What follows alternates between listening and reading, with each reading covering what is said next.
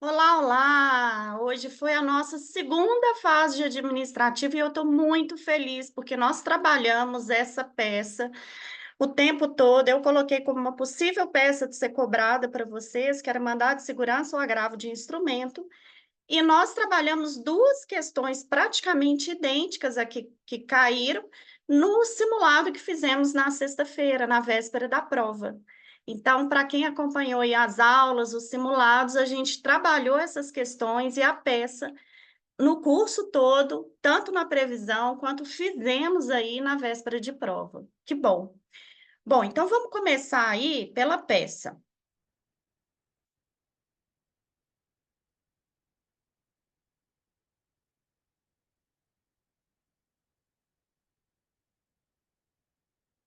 Então, a gente tem aqui um caso na peça inicial, que o Ministério Público, em fevereiro de 2024, ajuiza uma ação de improbidade administrativa em face de Bernardo, agente público do município Alfa, sustentando que o referido servidor público, entre os meses de agosto e setembro de 2023, utilizou dolosamente em uma obra realizada em seu rancho particular maquinário e pessoal contratado pela municipalidade para implementação de melhorias na rede local de ensino público.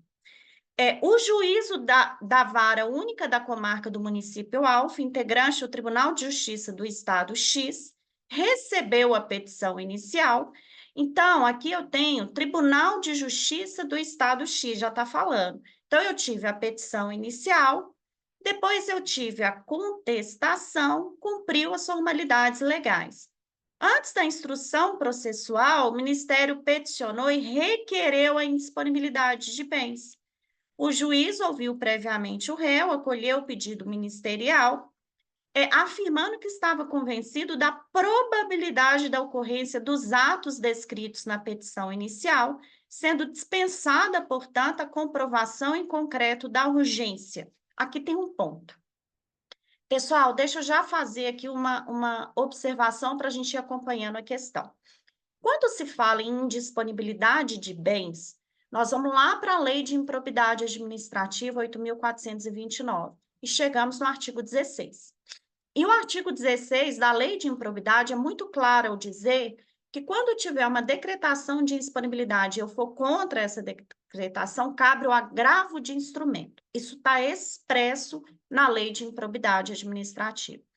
Segundo ponto, também poderia falar como tutela de urgência e utilizar aqui o artigo 1015, inciso 1 do CPC.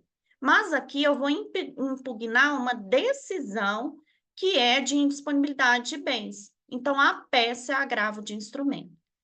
Determinar a indisponibilidade de bens, como a questão trouxe, é bom para a parte agravada, que é o Ministério Público. Então, você tem que pedir o efeito suspensivo ao agravo de instrumento para que seja ali, para que não haja aquela indisponibilidade de bens, até porque a gente vai ver que tudo foi feito com várias aqui violações ao trâmite legal.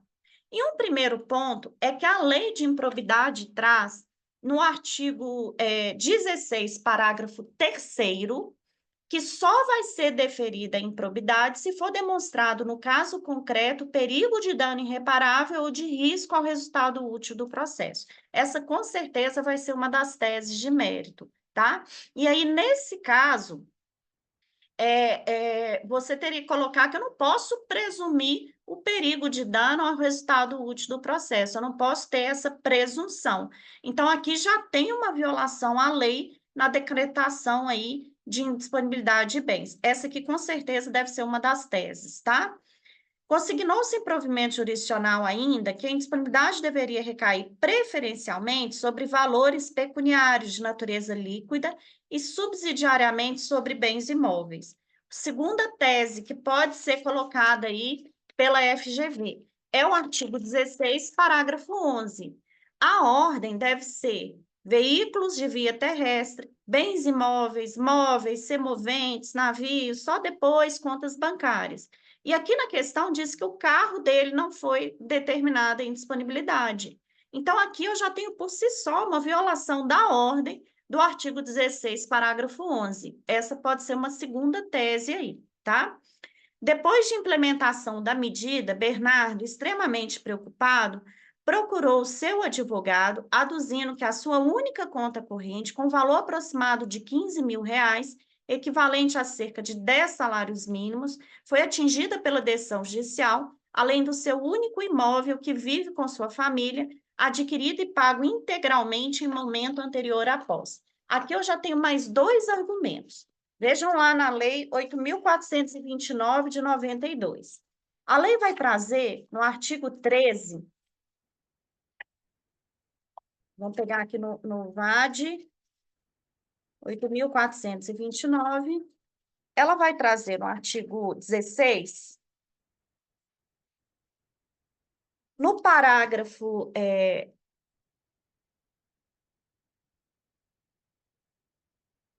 13, que é vedada a decretação de indisponibilidade da quantia de até 40 salários mínimos depositados em caderneta de poupança em outras aplicações financeiras ou em conta corrente. E no parágrafo 14, que é vedada a decretação de indisponibilidade do bem de família do réu, salvo se comprovado que o imóvel seja fruto de vantagem patrimonial indevida, conforme descrito no artigo 9º. Então, tanto aqui determinou a indisponibilidade de até 40 salários mínimos, que não poderia, quanto sobre um imóvel que era bem de família e comprado antes da posse no cargo. Então, aqui eu ainda tenho violação ao artigo 16, parágrafo 16, artigo 16, parágrafo 13 e parágrafo 14, tá? Ele faz embargo de declaração e te pede a ação cabível. Então, aqui, pessoal, vai ser o agravo de instrumento com efeito suspensivo. Eu estou com um rascunho aqui, ainda é um rascunho, tá? Amanhã, na aula do encontro pós-prova, eu vou comentar com vocês a peça inteira. Mas bora lá.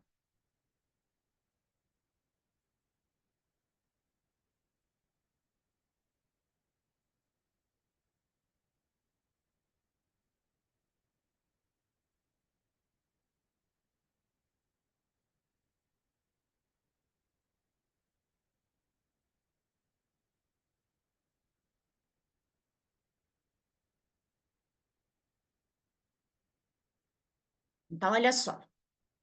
Você colocaria no endereçamento aí, senhor desembargador, presidente do Tribunal de Justiça do Estado X, o agravante é Bernardo, o agravado é o Ministério Público, aí colocaria aqui Bernardo, tá?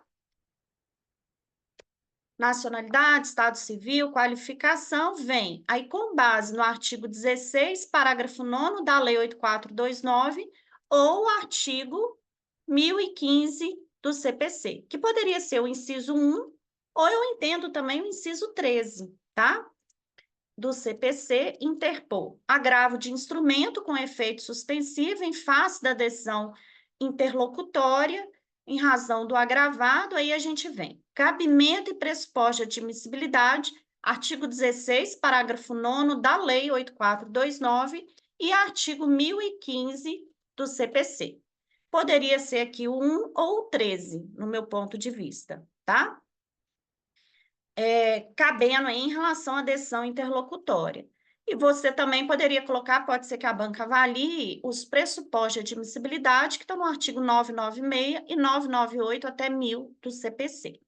Da tempestividade e preparo, tempestividade é o artigo 1003, parágrafo 5º do CPC, e o preparo, artigo 1007 e 1017, parágrafo 1º do CPC.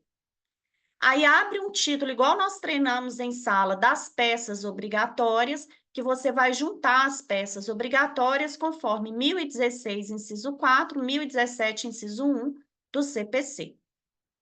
Aí você descreve os fatos, e aqui tem aí, ó, 3 ou 4 teses que poderiam ser cobradas, talvez aqui o princípio da legalidade, porque a lei foi amplamente descumprida aí por esse juízo que decretou a indisponibilidade de bens, mas a gente tem a tese do artigo 16, parágrafo 3º, que o perigo de dano não foi comprovado e não pode ser presumido. O parágrafo 11, que é a ordem da indisponibilidade de bens. O parágrafo 13, que faz a indisponibilidade até 40 salários mínimos. E o parágrafo 14, que traz ali a decretação de indisponibilidade de bens de um bem de família adquirido antes da posse do servidor. Do efeito suspensivo, provavelmente eles vão exigir o 1019, inciso 1, mas também temos o artigo 995, parágrafo único do CPC, tá? Aí, o que você poderia pedir? Que seja conhecido o presente recurso, uma vez presentes os requisitos e pressupostos de admissibilidade, especialmente os constantes o 1017, parágrafo 1º, combinado com 1007, 1003, parágrafo 5º do CPC, que seja atribuído o efeito suspensivo à decisão do juízo, conforme artigo 995, mas pode ser que eles aceitem só o 1019.1 do CPC, que seja provido o presente agravo de instrumento a fim de reformar a decisão proferida no juízo ad quo, no sentido de que seja indeferida a indisponibilidade de bens nos termos da fundamentação 1020 do CPC, que seja intimado para resposta, que seja intimado membro do Ministério Público, conforme 1019.3 do CPC, a juntada da documentação obrigatória ao conhecimento do presente agravo, a juntada do preparo, a condenação do agravado ao pagamento dos honorários advocatícios e custas processuais, termos em que pede deferimento, OAB, data e local. Tá bom? Bom, agora vamos pegar aí a questão número 1. A questão número 1 traz aí uma questão sobre a Lei 12.846 de 2013, que é a Lei Anticorrupção. E aí a sociedade sagaz envolve um esquema de corrupção e quer participar do acordo de leniência, mas ela não foi a primeira a procurar a administração, ela foi depois. Então, quem foi a primeira a procurar foi a sociedade Arguta. Isso aqui já caiu na prova e nós fizemos no simulado de véspera de prova exatamente essa questão com outros dados, mas exatamente essa questão nós acertamos aí. Primeiro, a necessidade de demonstração do elemento subjetivo, ou seja, dolo ou culpa, para a caracterização da responsabilização administrativa da sociedade empresária sagaz na esfera em questão, justifique. Não. Conforme artigo 2º da Lei 12.846, a responsabilidade da pessoa jurídica é objetiva, então não há que se falar em dolo ou culpa, basta o fato da administração, o nexo causal e o dano injusto. B. A sociedade empresária sagaz poderia também formalizar acordos de leniência com a autoridade competente? Não, porque ela não foi a primeira a procurar a administração para fazer essa colaboração, e isso aí eu vou encontrar na Lei 12.846, no artigo, vamos lá, pegando aqui o vadimeco, 12.846, está no artigo 16, parágrafo 1º, inciso 1. Então, conforme artigo 16, parágrafo 1º, inciso 1, ela não foi a primeira a se manifestar sobre o interesse em cooperar, por isso ela não poderia fazer o acordo de leniência, tá bom? Vamos lá para a segunda. Determinada informação de interesse público não consta das vias de transparência digitais utilizadas pelo município Alfa, a despeito de não ter sido submetida a sigilo, razão pela qual a associação Quero Saber, que tem como uma de suas finalidades institucionais acompanhar as contas públicas, efetuou o pedido de acesso a tais dados. O órgão cobrou um montante determinado para submeter e processar o requerimento. Pessoal, o processo de acesso à informação é gratuito. O que a administração pode fazer é cobrar se ela tiver que fazer alguma reprodução. Então, aqui, eles cobraram só para submeter e processar o requerimento. Então, isso fica errado. Não é lícita a cobrança, uma vez que, pelo artigo 12, o processo é gratuito, e pelo parágrafo 1º, só poderia ter cobrança se fosse com cópias, que não é o caso, tá? B. O fundamento utilizado pela autoridade competente para indeferir o acesso à informação tem respaldo legal? Não, conforme o artigo 10, parágrafo 3º da Lei 12.527, a gente tem o artigo 10, a transparência passiva, e o particular vai ter acesso à informação, mesmo sem a administração divulgar, mas não pode ser exigido dele os motivos determinantes. Então, esse fundamento não é válido, porque não pode ser usado os motivos determinantes para o acesso dos dados, conforme artigo 10, parágrafo 3º da Lei 12.527, 2021, tá bom? Bom, a questão 3. A questão 3 caiu o sistema de registro de preço, inclusive a lei teve uma alteração recente aí em 2023. Então, cai a lei do sistema de registro de preço na lei de licitação 14.133. E aqui traz uma situação que a Secretaria do Estado Alfa faz um registro de preço. E eu tenho uma autarquia federal que quer pegar carona nesse registro de preço. Aí, gente, na letra A, não é possível a utilização do sistema de registro de preço para contratação de serviço de engenharia em questão. Não é possível, conforme o artigo 86, parágrafo 8º da Lei de Licitação, que traz a expressa vedação. Então, na lei aqui 14.133, artigo 8º, nós estamos lá no artigo 86, parágrafo 8º. Será vedado aos órgãos e entidades da administração pública federal a adesão à ata de registro de preço gerenciada por órgão ou entidade estadual, distrital ou municipal. Então, federal não pode participar de registro de preço estadual, distrital ou municipal. A autarquia, na verdade, essa resposta é da letra B. Então, da letra B, não poderia, a autarquia ômega não poderia aderir à ata de registro, porque ela é uma entidade federal que não pode participar de registro em órgão estadual, distrital ou municipal. Em relação a A, é possível a utilização do sistema de registro de preço para a contratação de serviço de engenharia em questão? Bom, aqui no caso, está dizendo que são contratações futuras e sucessivas de pequenos serviços padronizados de engenharia de pequena complexidade, que são permanentes e frequentes.